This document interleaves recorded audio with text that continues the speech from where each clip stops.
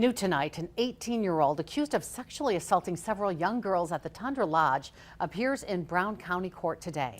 Mauricio Paulos faces 3 counts of sexual assault, 1 count of false imprisonment, and other charges.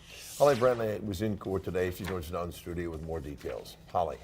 Today, Paulos appeared over video conference from the Brown County Jail along with his attorney. He sat quietly as he heard the charges read against him, along with 3 counts of sexual assault and 1 count of false imprisonment. He also faces 3 counts of disorderly conduct and 1 count of causing mental harm to a child. Court documents say on Saturday, January 20th, a 10-year-old girl told investigators a man pulled her pants down in an elevator at Tundra Lodge. Court records say she was with a friend. In a statement, the girl said she screamed and the man stood in front of the elevator door to keep her and her friend from leaving. On the same day, another 13-year-old girl said she was touched inappropriately in a hallway. And then on Thursday, the 25th, police were called back to the hotel when a 13-year-old girl said she was touched inappropriately in an elevator, saying the man asked her to kiss him. In court today, prosecutors asked the judge for $40,000 cash bond, no contact with the victims or their families, as well as Tundra Lodge and its employees.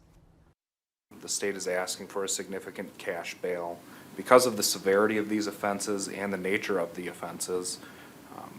They'll, in all likelihood, if the defendant is convicted of this attempted Class B felony and these 2 Class C felonies, there's likely a lengthy prison sentence forthcoming. Through witnesses and victims' descriptions and surveillance footage, police were able to track down Paulos. Paulos is due back in court for a preliminary hearing on February 9th. Bill and Cami.